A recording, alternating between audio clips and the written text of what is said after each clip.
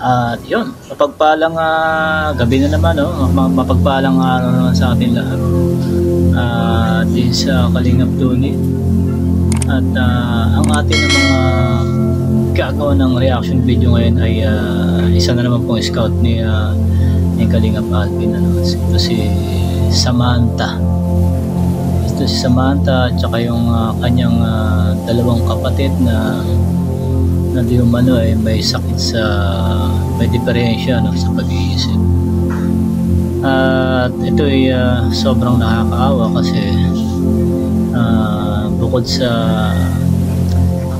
hirap at sa kalagayan ng buhay nila, meron pang alaga, meron pang alagain yung kanyang mga magulang at si Samantha ng dalawang kapatid na hindi kagaya niya, hindi normal.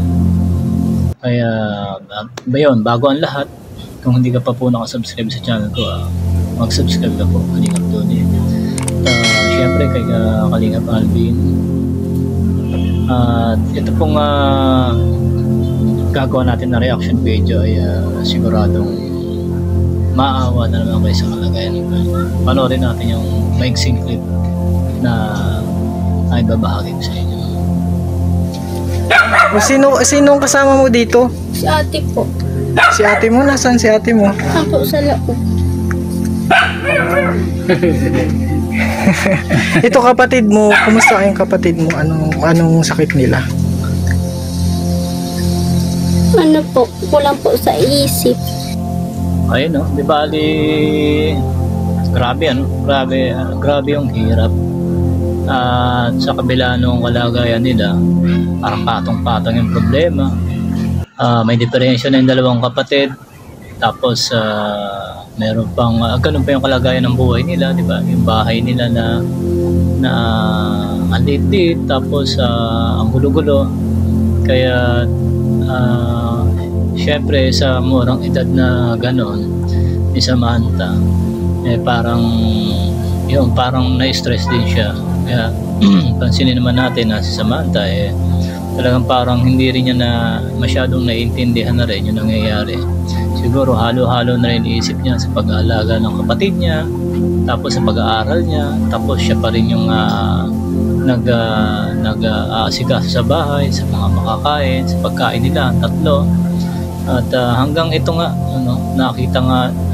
nakita na at itinurn over na ni Kalingap Alvin kaya Kalingap Rob itong magkakapatid. Kaya itong susunod na video, panoorin natin kung paano sila sagipin ni Kalingap Rob. Ngunit hindi nakakapagsalita. Si Samantha na lamang ang nag-aaral sa kanilang tatlo. At ayun maliban sa problema nila sa bahay, maliban sa problema ni Samantha sa bahay, maliban sa problema ni Samantha sa mga kapatid, sa layo ng nilalakad niya mula sa bahay nila hanggang eskwelahan, grabe yung hirap. Kaya ito nakakatawa yung paunang tulong binigyan ni Kalingap Rob ng bisikleta Samantha para magagamit niya sa pagpasok niya sa school. Panoorin natin. Naglalakad si Samantha ng napakalayo araw-araw para lamang makapasok. At sa aming pagbalik, muli naming nakita ang kanilang bahay na ganun pa rin, walang pagbabago at kailangan na talagang mapalitan. Panoorin ang pagpapatuloy ng kwento ng tatlong magkakapatid sa kabundukan dito lamang sa ating channel na Kalingap Rob. At huwag kalimutan mag-like. Laki mo na si Jan Kumusta? Ano ang pangalan mo? Luwilin? Kumusta ka, Luwilin? Kumusta? Kumusta din? Kilala mo pa ako? Ay, parang mo. Ay, limot mo na ako? At yan nga pagbalik nila Kalingap Rob, tinanong ni Kalingap Rob yung mga bata kung siya ay kilala pa, bagaman sila yung dalawang kapatid ni Samantha hindi na siya natatandaan. Pero si Samantha hindi pa rin niya nakakalimutan yung tao na minsan na tumulong sa kanila at saka ihahatid pa yung mga bagong tulong sa kanila. naisip ko rin paano na kaya ang buhay nila kung hindi sila na-discover ni Kalingap Alvin, no? Paano na kaya kung ba ngayong mga taon na to, 2024, ano na kaya yung buhay na meron sila, no? Kung hindi sila natulungan ni Kalingap Rab. Alam naman natin na ang pagbablog po ay talaga namang nagiging profession na rin. Kumbaga, nagiging source of income na rin ng iba, no? At syempre, kagaya natin na tayo ay isa rin sa naghahangad na pagkakitaan itong pagbablog. Para na sa ganun, di ba, yung tulong na ibinibigay natin sa iba, meron tayong pagkunan, hindi lang yung sa sarili nating bulsa. Kaya ito, napakaganda nitong naisip ni Kalingap Rab na to, na bumuo ng isang team na kung saan kaya nilang tugunan yung mga kailangan ng mga tao sa kanila. Kagaya niyang unang-una na number 1 na kailangan ng tao, yung pabahay. Bahay talaga. Kaya sobrang maraming bumibilib dito sa buong Team Kalingap. So, may mga mangilan-ngilan naman na hindi talaga natutuwa. Gano'n naman po talaga. No? Hindi naman lahat ng tao mapapasaya mo sa ginagawa mo. May mga tao dyan na nagdududa, may mga tao dyan na nagagalit ng palihim, ng hindi mo alam kung anong dahilan. May mga tao rin naman na naiinggit sa ginagawa mo dahil for publicity lang. Totoo naman, tahasan naman na sinasagot ni Kalingap Rab yan. Talagang umaasa rin sila sa kita nila sa pag-vlog para sa iba nilang mga pabahay at mga natutulungan. Dahil totoo naman, hindi naman sila ganun kayaman para magpabahay lang at tumulong sa ibang tao ng sa sariling bulsa nila. Unless nga kung ikaw talagang mayaman na, gaya na nabanggit niya na nung mga past live stream niya na buti kung sila Bongbong Marcos siya na may mga tagong yaman, o sila na Manny Pacquiao na talagang sobrang bilyonaryo, mga yan, mga Manny Villa. Yun, pwede yun. Pero sa kagaya nga nila na ayun, source of income nila yung pag-vlog, doon din sila kumukuha ng mga ipantutulong nila. At syempre, dahil nga sobrang mapagkatiwalaan na si Kalingap Rab, kaya dagsaan na sponsor, kaya yun yung kagandahan. May sponsor din talaga na pumapasok sa kanila para tumulong sa kanilang mga pabahay. So ito, panoorin pa natin yung kabuuan ng pabahay kaya Samantha. Ay, grabe, limot na tayo, bro. Ikaw, Samantha, kilala mo pa ako? Sino ako? Kalingap Kalingap? Rab po. Ayun, tanda pa tayo ni Ayan, kilala mo yan? Opo. Sino? Kuya Alvin. Kuya Alvin. Kilala mo si Alvin? Kilala mo? Ako, okay. Ruben. Ay, kilala ka, bro. Dito ka. Yan, mga Kalingap. Sila po yung tatlo. Ha? Tata po sayaw.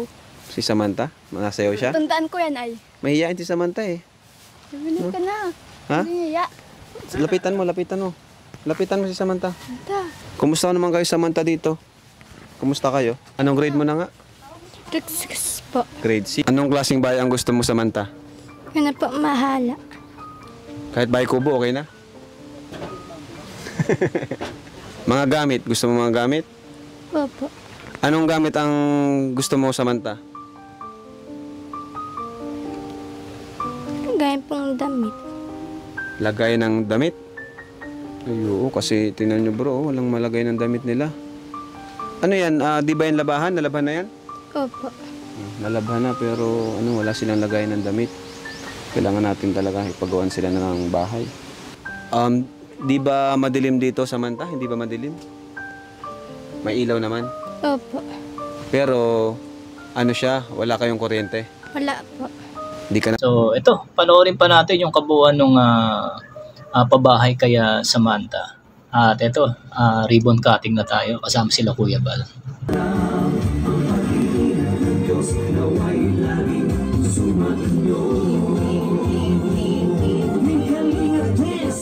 Tapos kay Kuya Rampo, kay Ate Itna, kay Kuya Alvin. Thank you po sa bahay po. At yan, sila Samantha po. Grabe po yung ano dito, yung... Tayo, Samantha. Ayun, sa inyo po yung bahay na yan. Congrats po. Palapakan po natin sina Samantha at Tatay Noe. Hindi ko sinama si Kagawan. Kagawan. Siyempre, kung nga pala nakalimutan ko pa sa lamatan si Kagawan kasi siya po yung... Ang galing, ano? Napaka smooth ng kanilang pabahay, no? Makikita mo sa mga mukha nila na sobra silang nagpapasalamat at syempre nandyan na hindi sila masyado makahimik kasi sa bundok nga sila galing tapos hindi pa sila sanay ng masyadong maraming taong kumakausap kaya medyo nahihiya talaga at di man natin sila masisisi na hindi sila makapagpasalamat ng maayos dahil sobra silang nahihiya at saka yun nga hindi sila sanay sa mga tao. Ganun pa man naintindihan naman sila nila Kalingap Rob, sila Kalingap Alvin, ang buong team Kalingap kasama si Kuya Bal at Edna na naintindihan naman sila sa kalagayan nila na hindi man sila pinipilit na hindi sila kasi ganun na kailangan magpasalamat ka, kailangan kainin mo hiya mo, hindi sila ganun. Magpasalamat ka, okay na yun sa kanila, hindi na nila binabalik-balikan yun. Kaya ito iyan lang kagandahan sa buong team Kalingap, ano. At syempre, no, kagaya nga sinabi ko, what if hindi sila nakita ni Kalingap Alvin, di ba? O hindi sila nakakita ng buong team Kalingap ni Kalingap Rob, di ba? Ano kayang buhay meron sila ngayon? Baka nasa bundok pa rin sila, tapos namumulot na lang ng mga kung ano yung pwedeng makain doon, diba? Yun naman karaniwan sa probinsya, no? Kaya yun, sa mga natutulungan ng buong team Kalingap na pabahayan at mga scholar, wag lang kayo magbago. Yun lang naman hangad ng buong team Kalingap. Huwag kayo magbabago na kung saan kayo nag-umpisa, doon pa rin hanggang dulo. Kaya yun, isa pa sa mga wish ko, yung mga Kalingap Angels na natulungan at mga scholar din ni Kalingap Rob, ano, huwag kayo magbago. Supportahan nyo lang sila, ang buong team Kalingap sa pangunan ni Kuya Bal Santos Matubang, ano. Supportahan nyo lang sila, pakita nyo lang yung loyalty nyo kung saan kayo nag-umpisa para sa pamamagitan nun maganda ng in return sa kanila yon. Pero alam naman natin na hindi sila humingi ng kapalit. Pero syempre bilang utang na loob, supportahan na lang natin sila sa lahat ng mga vlog nila at wag natin silang iwan hanggang sa dulo, no? At yun, shoutout din pala, no? Shoutout sa buong team Kalingap. Hopefully soon magkita-kita tayo at makarating ako dyan sa diet sa pangunan ni Kuya Bal Santos Matubang at Edna Vlogs, Kalingap Jack, Kalingap Rob at sa buong Kalingap team Kalingap. Sana makapunta ako dyan at magkita-kita tayo at makapagpasalamat ng personal sa inyo at shoutout din sa mga kapadyak natin, no, dito sa Marikina. Salamat po sa suporta sa mga nag-subscribe sa atin, mga bagong subscribers. Salamat po. At kung ikaw po at mapapanood mo ito at hindi ka pa po nakasubscribe, please subscribe Kalingap Tony. Ayun po, para susunod po kahit paunti-unti tutulong tayo kahit gagawin ulit natin yung pagtulong, magpag-charity paunti-unti. Tayo rin naman yung umaasa lang din sa mga nag-sponsor ng mga nakaraan, kaya tayo napag-charity at hopefully soon ma-monetize itong aking channel para naman po magawa rin natin yung mga ginagawa na hindi man natin mahigitan o hindi man natin mapantayan yung mga ginagawa na Kalingap Rob, Kalingap Alvin, makapagbigay rin tayo ng tulong sa iba. Sapat na yan. At yun, medyo paggabi na rin po at maraming salamat po sa lahat. Saan man kayo nandako ng mundo, mapagabi, umaga, tanghali, gabi po dyan sa inyo, madaling araw, mag-iingat po kayong lahat at God bless po sa inyo.